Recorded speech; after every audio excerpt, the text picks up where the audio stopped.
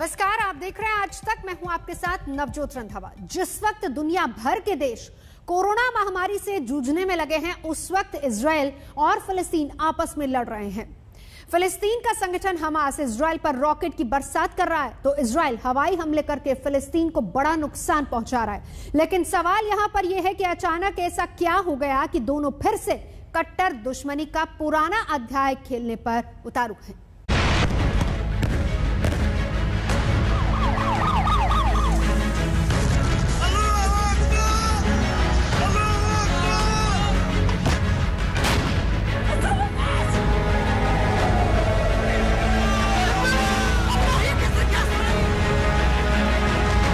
तारीख 12 मई 2021, जगह गाजा।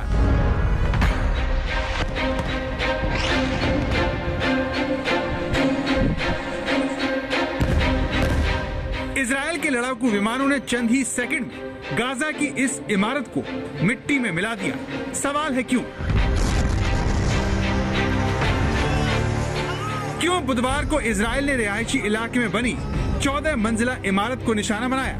क्यों उस पर बम बरसाए?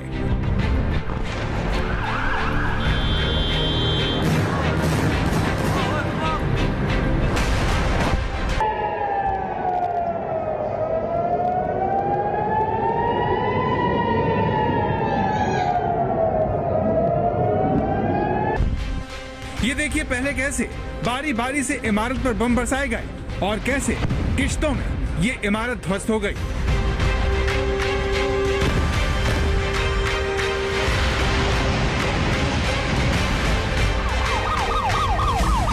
जब पहला बम गिरा तो इमारत का एक हिस्सा गिरने से चारों ओर चीख पुकार की आवाज आने लगी।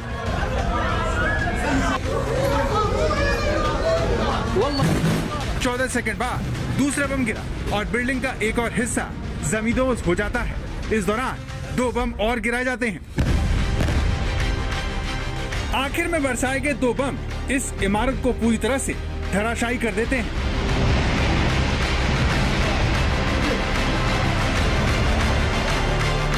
इजराइल ने जिस इमारत को ध्वस्त किया उसमें दुकान, ऑफिस और घर थे जो चारों तरफ से घनी आबादी से घिरा हुआ था। फिर क्यों इजराइल ने ऐसा किया?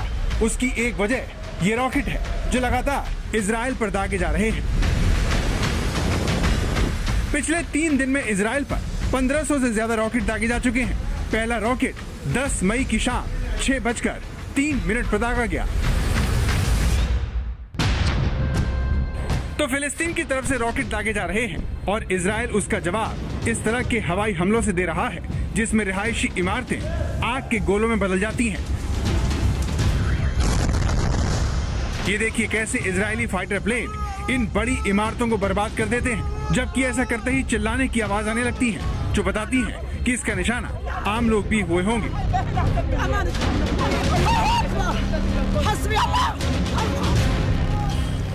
इजराइल और फिलिस्तीन का झगड़ा पुराना है, लेकिन अब जिस तरह से दोनों देश आपस में लड़ रहे हैं उसने सारी दुनिया का ध्यान न सिर्फ खींचा है बल्कि बड़े देशों को परेशान भी कर दिया है, क्योंकि नफरत के संक्रमण ने इजरायली और अरब मूल के लोगों को जकड़ लिया है और वो एक दूसरे के खून के प्यासे हो गए हैं।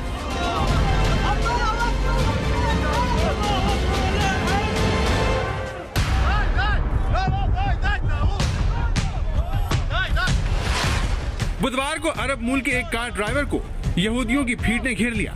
भागने के लिए कार ड्राइवर ने तेजी से कार को रिवर्स किया, लेकिन पीछे खड़ी कार ने उसका रास्ता रोक लिया। इसके बाद कार के ड्राइवर ने बचने के लिए कार को फिर तेजी से आगे दौड़ाया, लेकिन वो नाकाम रहा। लोग उसे मारने के लिए टूट पड़े। उसे कार से बाहर निकाला और लहूलुहान कर दिया।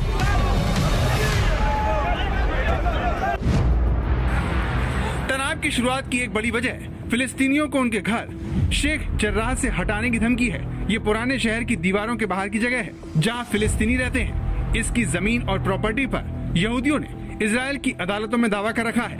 पिछले कुछ हफ्तों में इस इलाके में इजराइल ने पुलिस के हथियारबंद जवानों की संख्या बढ़ा दी है। फिलिस्तीनियों का दावा है कि इजरायली सरकार यरूशलेम में यहूदियों की संख्या बढ़ाने की कोशिश कर रही है और इस मुद्दे को लेकर यहाँ तनाव है। इसके विरोध में यरूशलेम की अल अक्सा मस्जिद में रमजान के आखिरी जुमे पर हिंसक प्रदर्शन हुए।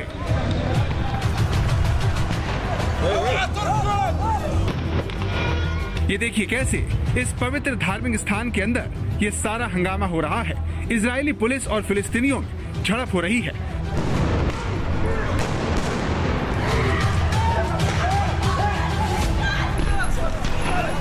हमास ने इजरायली सेना को तुरंत अल अक्सा मस्जिद से हटने का अल्टीमेटम दे दिया और रॉकेट दागने शुरू कर दिए, जिसने जंग जैसे हालात पैदा कर दिए हैं।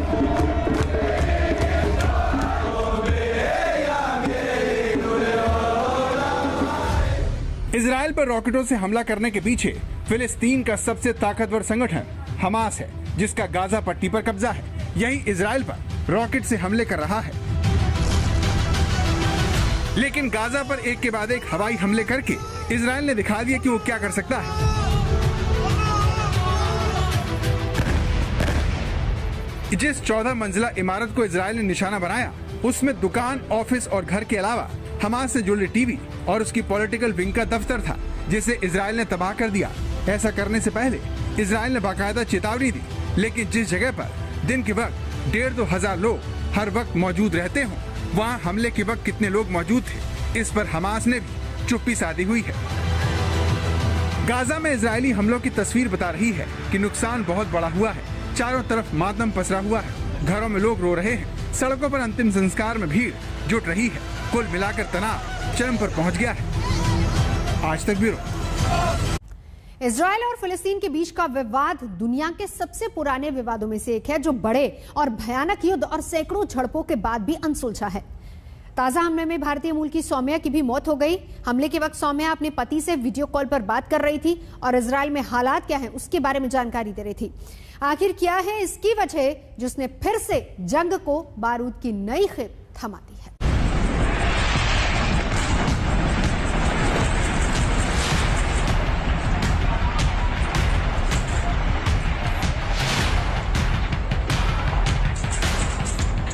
मई 2021 रात का वक्त हमास ने इजराइल पर रॉकेटों की बरसात कर दी। एक के बाद एक रॉकेट इजराइल की तरफ बढ़ने लगे। सायरन की आवाज बजने लगी और देखते ही देखते हवा में ही ये रॉकेट नष्ट हो जाते हैं। इजराइल के आसमान में हमास के ये रॉकेट खोने लगे, मानो इन्हें कोई बीच में खा रहा हो। इजराइल की धरती तक हमास के रॉकेट इसीलिए नहीं पहुंच सके क्योंकि आयरन डोम ने इन्हें बीच में ही रोक लिया।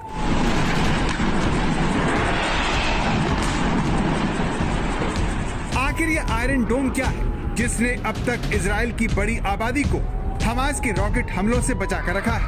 आखिर ये आयरन डोम कैसे काम करता है? तो सबसे पहले ये जानिए कि आयरन डोम इजराइल का एयर डिफेंस सिस्टम है, जो पिछले 10 सालों से ऐसे ही इजराइल को दुश्मनों की बुरी नजर से बचा रहा है। दिन हो या रात, आयरन डोम के रूप में इजराइल ने ऐसा सुरक्षा कवच पहन रखा है जिसे भेद पाना हमास के रॉकेटों के बस के बाहर है। सवाल यह है कि आयरन डोम इजराइल की तरफ आने वाले रॉकेट से कैसे अपने देश की रक्षा करता है।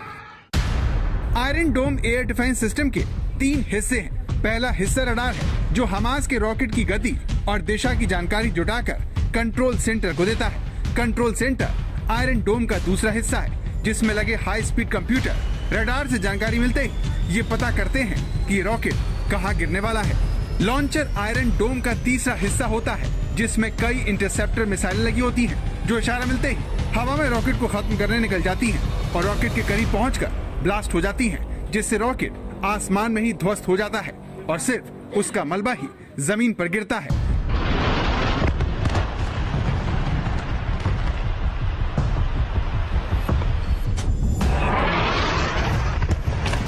आयरन डोम का एक और हिस्सा मीडियम और लॉन्ग रेंज मिसाइलों के लिए भी है, यानी ये लड़ाकू विमानों से दागी जाने वाली मिसाइलों और ड्रोन्स को भी निशाना बनाने की काबिलियत रखते हैं। इजराइल के लिए तो आयरन डोम गेम चेंजर साबित हुआ है, जिसने हमास जैसे उसके दुश्मनों के हमलों की धार को कुंद कर दिया है, वरना हमास ने इजराइल को अपने रॉकेट हमलों से परेशान कर दिया था। साल 2001 में हमास की तरफ से पहला रॉकेट दागा गया था, जिससे होने वाले नुकसान से उत्साहित होकर इजराइल पर रॉकेटों की आगे बरसात होने लगी। साल 2006 तक आते आते तेल अवीव और यरूशलेम पर हमास के रॉकेट गिरने लगे, जिसने इजराइल को आयरन डोम बनाने को मजबूर कर दिया।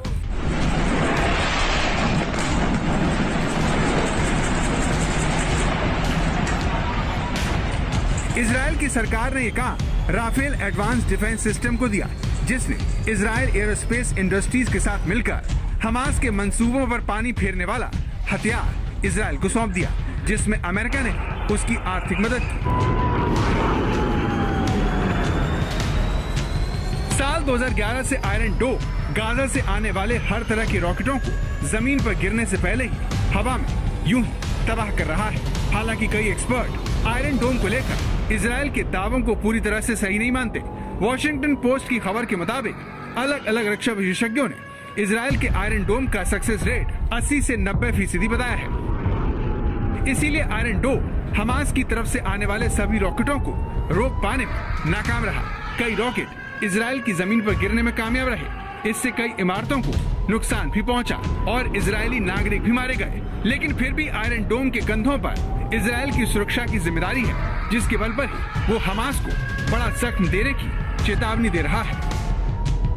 אמרתי אתמול שלבני החושך האלה, לטרוריסטים של החמאס והג'יהאד האסלאמי שדמם בראשם, ולפני שעה קלה אנחנו חיסלנו מפקדים בכירים במטה הכללי של החמאס, כולל את מח"ט עזה וגם מפקדים אחרים, וזו רק ההתחלה. אנחנו נכה בהם מכות שהם לא חלמו עליהם. 1967 के अरब इजराइल युद्ध को जीतकर इजराइल ने पूर्वी यरूशलेम पर कब्जा कर लिया था। इसी यरूशलेम के 3 हिस्सों में हो रही हिंसा इस सारे तनाव को बढ़ा रही है। पहला फ्लैश पॉइंट अल अक्सा मस्जिद है, दूसरा दमस्कस गेट और तीसरा यरूशलेम का शेख जरा इलाका है, जहां फिलिस्तीनियों और इजरायली पुलिस के बीच तीखी झड़प हुई, जिसने इस विवाद को इतना बड़ा कर दिया। सोमवार से हुई हिंसा में 5 दर्जन से ज्यादा फिलिस्तीनी और आधा दर्जन से ज्यादा इजरायली मारे जा चुके हैं, जिसे रोकने के लिए अमेरिका ने दोनों पक्षों से बात करना भी शुरू कर दिया है। वो एक राजदूत को भी इन देशों में भेजने वाला है। यही नहीं, अमेरिकी राष्ट्रपति जो बाइडेन और इजराइल के प्रधानमंत्री बेंजामिन नेतन्याहू ने एक दूसरे से फोन पर भी बातचीत की है। I had a conversation with Bibi Netanyahu not too long ago. I'll be putting out a statement very shortly on that. My expectation and hope is that this will be closing down sooner than later. But Israel has a right to defend itself when you have thousands of rockets flying into your territory.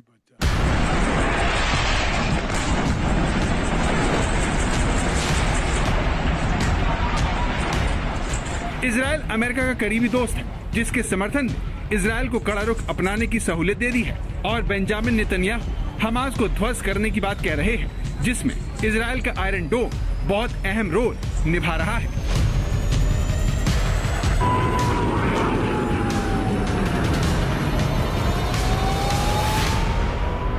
आज तक bureau. फिलहाल यहां रुकेंगे एक break के लिए। आज तक पर खबरों का सिलसिला जारी है, देखते रहिए आज तक।